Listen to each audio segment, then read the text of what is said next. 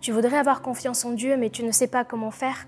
Comment s'abandonner complètement à lui, en quelqu'un qu'on n'a jamais vu, mais qui ne veut que du bien? Nous allons voir ensemble quelques éléments de réponse au cours de cette vidéo. Bon visionnage!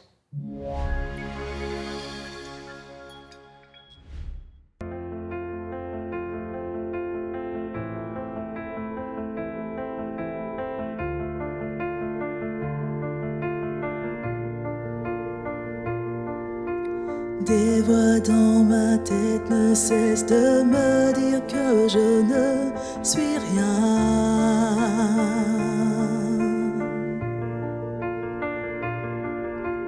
Tous ces mensonges m'amènent à croire que je n'y arriverai pas.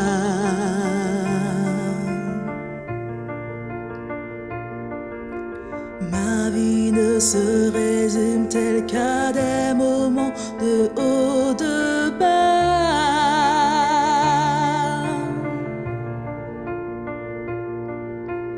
Rappelle-moi encore qui je suis, tu sais que j'en ai besoin. Oh, tu dis que tu m'aimes quand je ne ressens rien.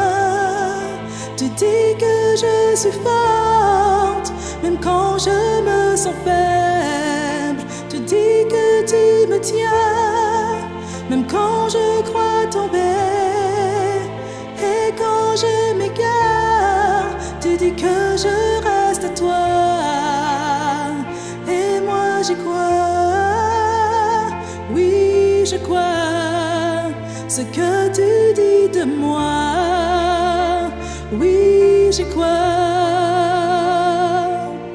À présent, tout ce qui compte, c'est ce que tu penses de moi.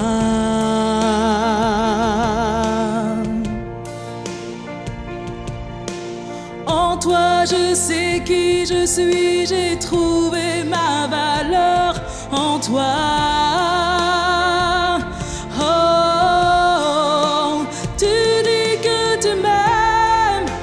Je ne ressens rien. Tu dis que je suis forte, même quand je me sens faible. Tu dis que tu me tiens, même quand je crois tomber. Et quand je m'égare, tu dis que je reste à toi. Et moi je crois, oui je crois ce que tu dis de moi, oui j'y crois.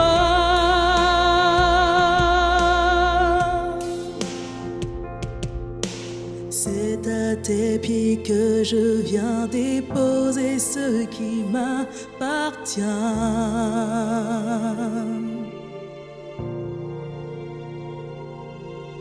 À toi soient tous mes échecs, à toi soient toutes mes victoires. Oh, tu dis que tu m'aimes quand je ne ressens rien. Tu dis que je suis forte, même quand je me sens faible. Tu dis que tu me tiens, même quand je crois tomber. Que je reste à toi. Et moi j'y crois, oui je crois ce que tu dis de moi.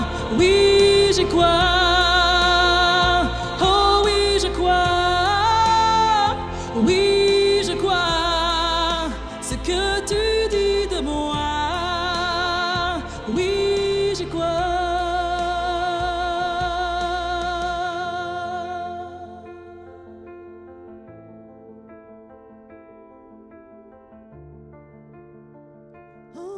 J'y crois.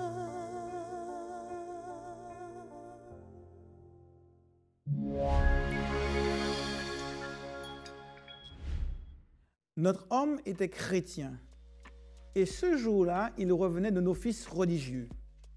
Il avait passé un bon moment et le prédicateur avait fait un message qui l'avait vraiment touché.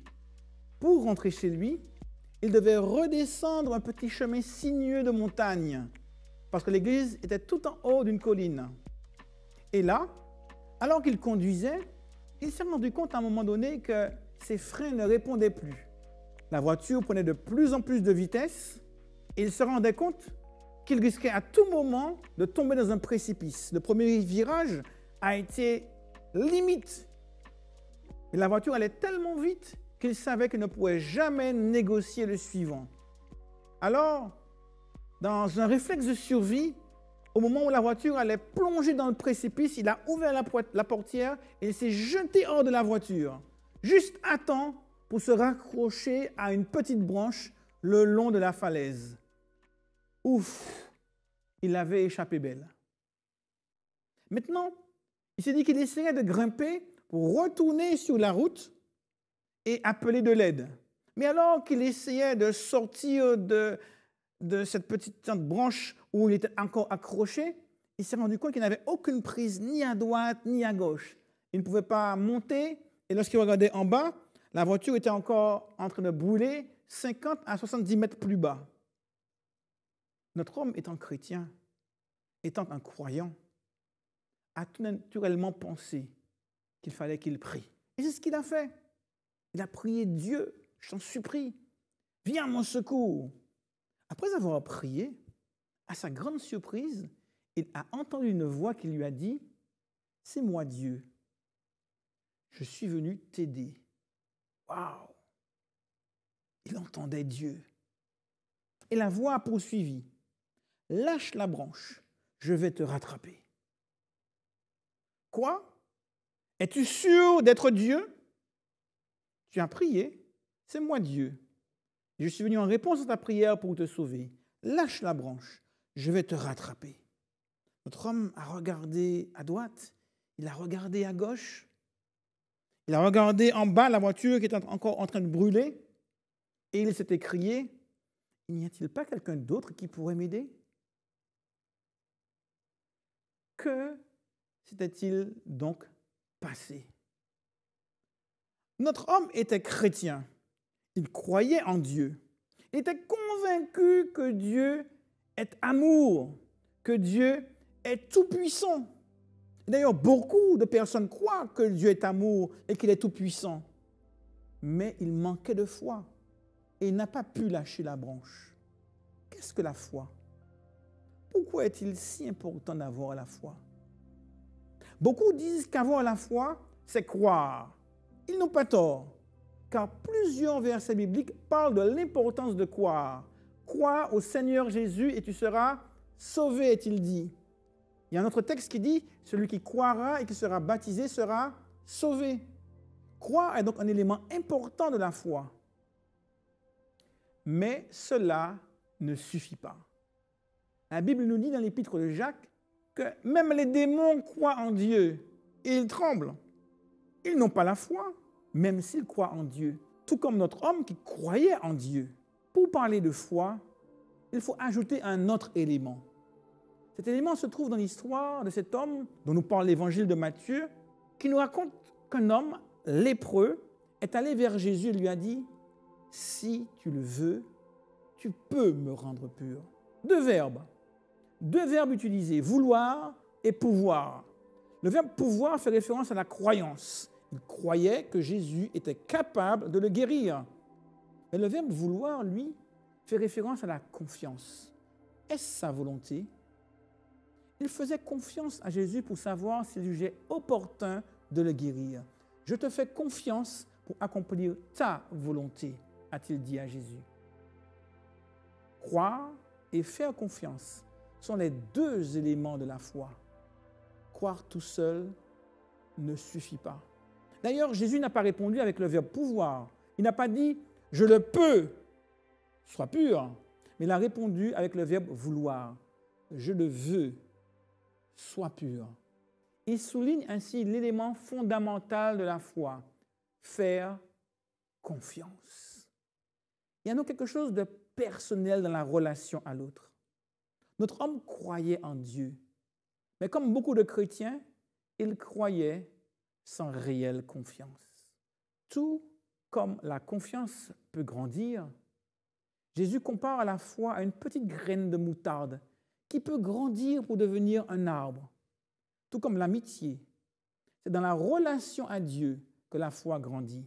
Imaginez qu'un étranger frappe à notre porte en pleine nuit, il est 2 heures du matin. La plupart des gens vont hésiter à lui ouvrir la porte. Et c'est normal. Tout simplement parce que nous ne le connaissons pas. Cet individu est inconnu de nous et nous ne savons pas quelles sont ses intentions. Mais imaginez qu'il s'agit de votre meilleur ami qui, en pleine nuit, frappe à votre porte. Personne n'hésitera à ouvrir, pas même une seule seconde. Est-ce parce que notre ami est meilleur que l'étranger? Pas du tout. C'est juste parce que nous connaissons l'un et pas l'autre. D'ailleurs, il est devenu notre meilleur ami parce qu'on a fait des choses ensemble. Peut-être qu'on a grandi ensemble, joué ensemble, étudié ensemble. C'est ainsi que la confiance naît. De même, si nous passons du temps avec Dieu, dans la prière, dans la louange, dans l'étude de la Bible, notre confiance en lui grandira jour après jour. Rappelez-vous de l'histoire de David et Goliath. Parce que David devait affronter Goliath. La Bible nous raconte que le roi Saül a posé une question à David. Mais tu es un enfant. Qu'est-ce qui te fait croire que tu peux battre ce géant? David n'a pas répondu en citant des versets bibliques, des passages bibliques parlant de la force de Dieu, de son amour, de sa puissance, ni même de l'expérience des autres. Il a parlé de ses propres expériences avec Dieu. Il a raconté comment Dieu l'avait délivré des ours lorsqu'il gardait le troupeau de son père, du lion. Puis il a conclu, le Seigneur qui m'a délivré de la griffe du lion et de la patte de l'ours me délivrera aussi de la main de ce Philistin. Il s'est appuyé sur ses expériences personnelles passées avec Dieu pour faire confiance à Dieu face à ce géant. Il ne s'agit pas de connaître Dieu de manière théorique, de connaître des choses à propos de Dieu, car la connaissance théorique de Dieu n'amène pas la confiance. Même si nous savons que Dieu est grand, même si nous savons que Dieu est amour, tout-puissant, cela ne suffit pas. Il s'agit de vivre des choses avec Dieu, de le connaître par expérience. Et si nous avons pu voir Dieu à l'œuvre dans notre vie, nous pourrons lui faire confiance. Imaginez-vous, si nous lâchons la branche alors que nous sommes à 2 mètres du sol, nous pourrons nous appuyer sur cette expérience pour la lâcher lorsque nous serons à 10 mètres. Et si Dieu nous a sauvés lorsque nous avons lâché la branche à 10 mètres, nous pourrons lui faire confiance pour la lâcher même lorsque nous serons à 50 ou à 70 mètres du sol. Nous avons tous foi en quelque chose. Et la plupart des gens croient que la Chine existe alors qu'ils n'ont jamais voyagé pour aller jusque-là. Ils croient sur la base de ce que d'autres leur ont dit, des manuels scolaires, des reportages. La foi n'est jamais sans fondement. Elle ne va pas à l'encontre de la raison. La question est de savoir quel est l'objet de notre foi. Le témoignage des autres et de l'histoire donne de la crédibilité à la foi en Dieu. Mais c'est notre propre expérience avec Dieu qui rendra cette foi vivante. Celle-ci est peut-être très petite, comme une toute petite graine, mais elle peut grandir. Ta foi peut grandir si tu permets à ta relation avec Dieu de grandir.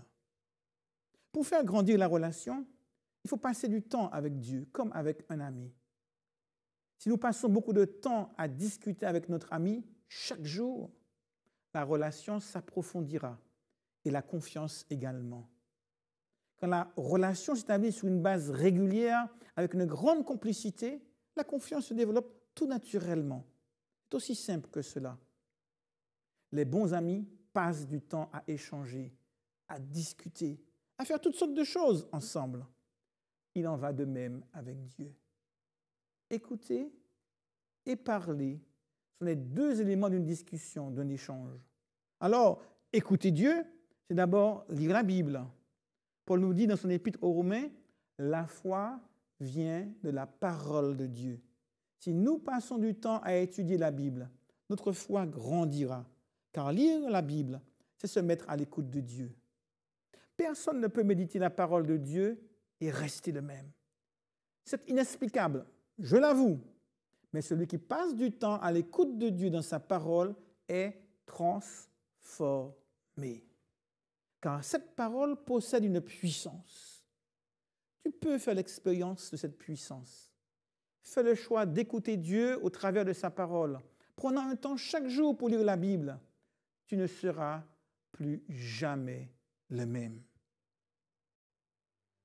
Parler à Dieu, c'est prier. En priant, on parle à Dieu comme on parlerait à un ami à qui on peut demander ce dont on a besoin. C'est pour cela que la Bible nous raconte comment les disciples ont l'occasion de faire une demande à Jésus. Il lui dit, augmente-nous la foi. On n'y pense pas toujours, mais il suffit de demander à Dieu d'augmenter notre foi. Dans les évangiles, on nous raconte l'histoire de cet homme qui voulait que Jésus fasse un miracle pour guérir son fils qui était gravement malade et qui était même sur le point de mourir. Mais il manquait de foi. Et voyant que son manque de foi était un obstacle pour que Jésus intervienne, il s'est écrié « Viens au secours de mon incrédulité ». Ce n'est pas grave si nous manquons de foi. Il suffit de le dire à Dieu et de lui faire cette même prière « Viens au secours de mon incrédulité ». Et Dieu répondra à cette prière. Avoir la foi n'est pas sans conséquence dans la vie de ceux qui la possèdent. L'Épître aux Hébreux définit la foi en disant qu'elle est une démonstration des choses qu'on ne voit pas. Celui qui a la foi ne peut pas rester inactif. Sa vie démontre quelle est sa conviction. Si un policier entre dans cette salle pour nous annoncer qu'il y a une bombe dans le bâtiment et qu'il faut évacuer, je ne peux pas dire que je crois tout en restant tranquille, sans bouger. Celui qui croit va immédiatement sortir pour sauver sa vie. De même, quand on croit, cela implique automatiquement une action en accord avec notre croyance. Ce passage biblique nous dit que la deuxième conséquence de la foi est une ferme assurance des choses qu'on espère. Une assurance que seul Dieu peut donner. La vie est remplie d'incertitudes. Personne ne sait de quoi demain sera fait. Mais celui qui est avec Dieu n'a rien à craindre. On peut lui faire confiance. Car, comme le dit Paul, toute chose concourt au bien de ceux qui aiment Dieu. Même dans le malheur, il est avec nous. La certitude de sa présence à nos côtés, la certitude de son amour et de sa toute-puissance fait toute la différence. Car même si nous ne comprenons pas ce qui nous arrive, même si notre vie est remplie de difficultés, nous savons que nous pouvons compter sur lui. Dieu a un plan pour chacun. Nous ne sommes jamais seuls dans l'épreuve. Mets ta confiance en Dieu et tu le verras agir pour toi en son temps. Je t'invite à prier pour demander à Dieu d'augmenter ta foi. Et si tu veux en savoir plus sur la Bible, contacte-nous en cliquant sur le lien suivant.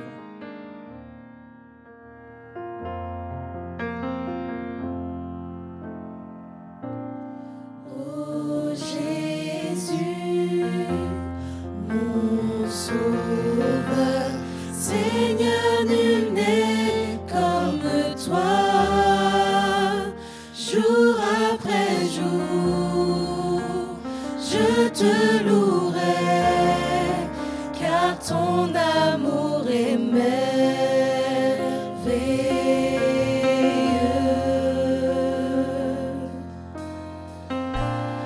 Mon abri, mon refuge, mon réconfort, mon rocher,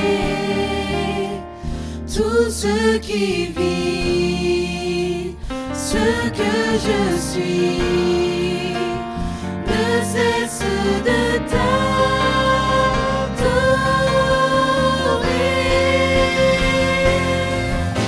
Chante au Seigneur, crie de joie, terre entière. À Dieu la gloire, la puissance et l'honneur. Les monts s'inclinent et les flots rugissent à l'écho de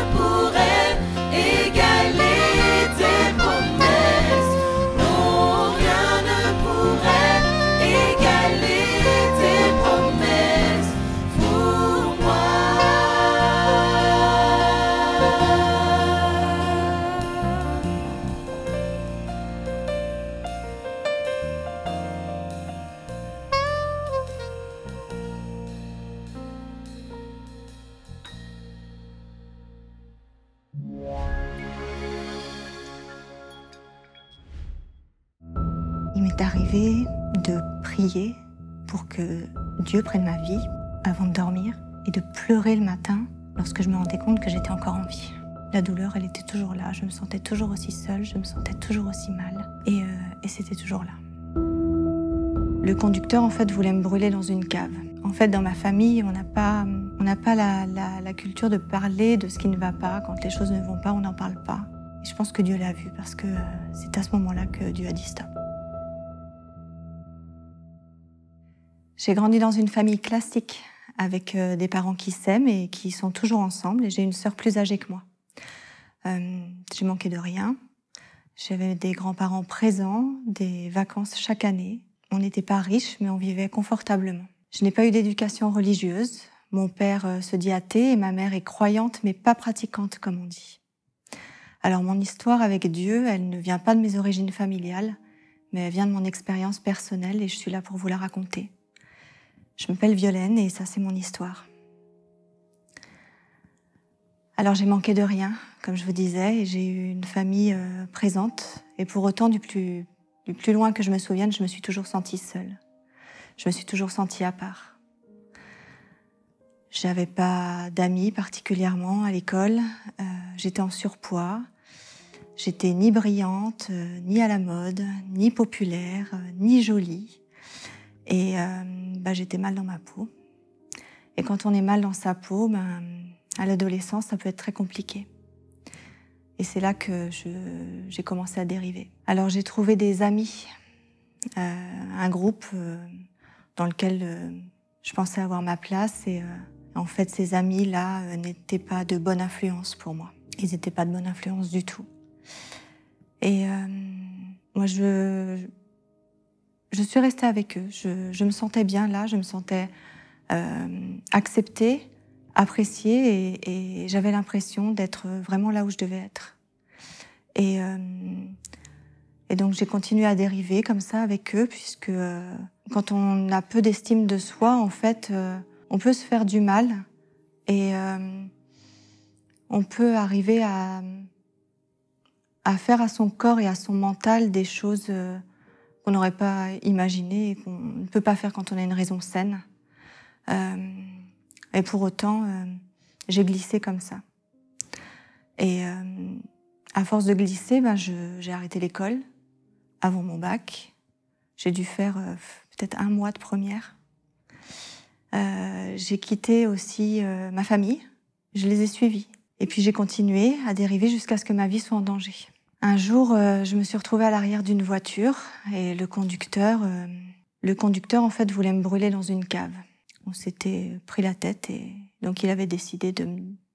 Voilà. Et donc j'étais coincée à l'arrière de sa voiture, c'était une voiture 3 portes, il y avait un homme aussi avec lui. Sur le côté passager, moi j'étais à l'arrière.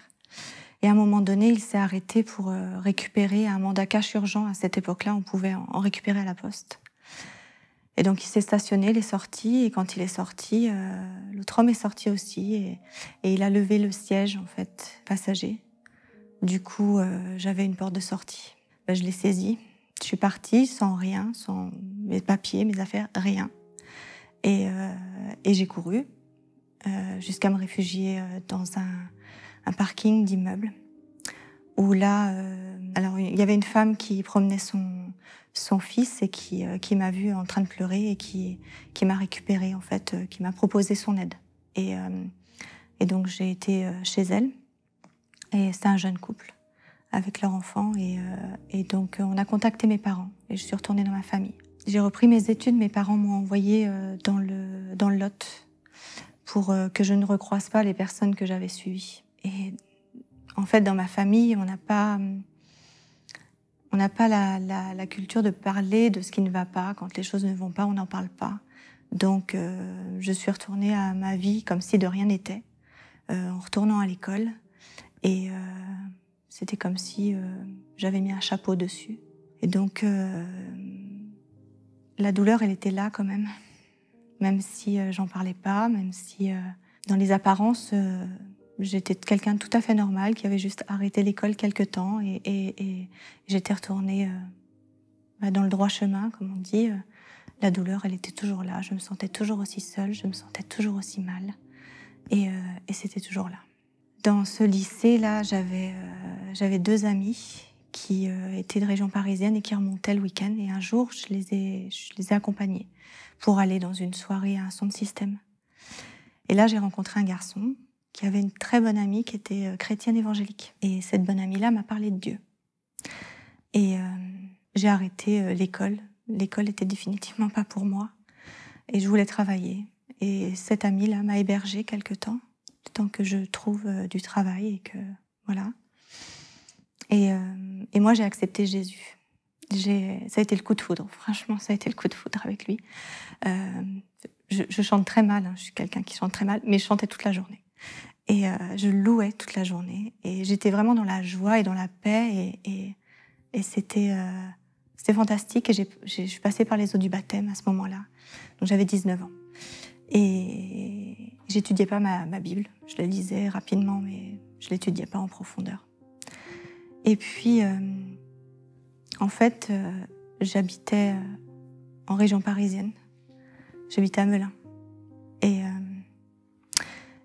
je passais tous les jours devant le nom d'une ville où habitait un jeune homme que j'avais rencontré quand j'avais 16 ans et que j'avais toujours un petit peu dans la tête.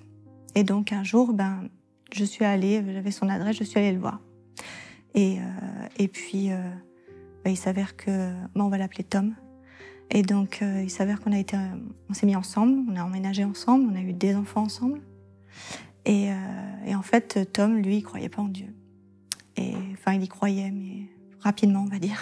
Et même si au début, ça posait pas de soucis, que j'aille à l'église et que je crois en Dieu et que, voilà, Dieu est une place importante dans ma vie, petit à petit, c'est devenu plus problématique. Et puis moi, je me suis laissée aussi embarquer. Et en fait, petit à petit, j'ai lâché la main du Seigneur. Et petit à petit, ma vie est devenue un enfer. Tom était méchant, en fait. Il était... Alors, c'est pas la méchanceté qui éclate après une soirée arrosée et qui explose. C'est pas cette méchanceté-là. C'est une méchanceté sournoise qui détruit à petit feu. C'est une méchanceté... Aujourd'hui, on a un nom pour qualifier ça. On appelle ce genre de personnes des pervers narcissiques. Ça a été de pire en pire. Et bien que j'étais vraiment éloignée de Jésus, que je priais quasiment pas, en fait, je l'appelais quand même au secours quand c'était vraiment trop difficile. Et j'ai pu voir de nombreuses fois qu'il était là. Et il m'est arrivé aussi de le prier pour mourir, parce que c'était dur. En fait, il m'est arrivé de prier pour que Dieu prenne ma vie avant de dormir et de pleurer le matin lorsque je me rendais compte que j'étais encore en vie. Et donc à un moment donné, j'en pouvais plus. Et je pense que Dieu l'a vu parce que c'est à ce moment-là que Dieu a dit stop.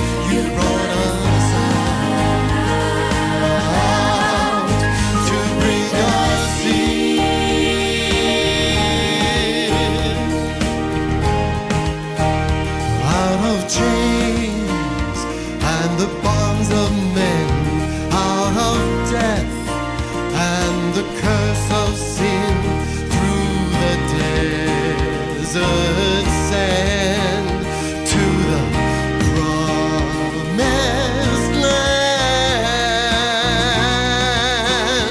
Oh Lord, you brought us from a mighty long way, a mighty long stay in the wilderness. Oh Lord, you brought us through the thick and thin, through the fire and wind, to a better place. You brought us out. Oh Lord, you brought us from a mighty long way, a mighty long stay in the wilderness. Oh Lord, you brought us through the thick and thin, through the fire and wind, to a better place. You brought us out to bring us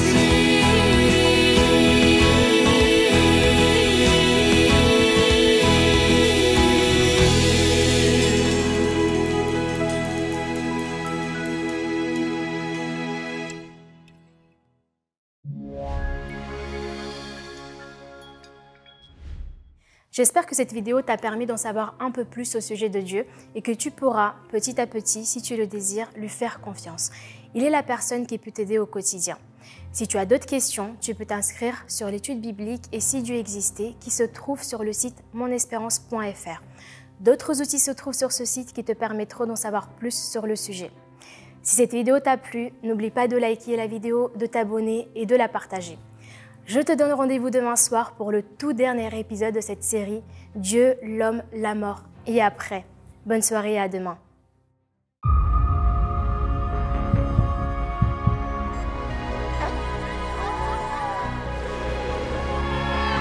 What?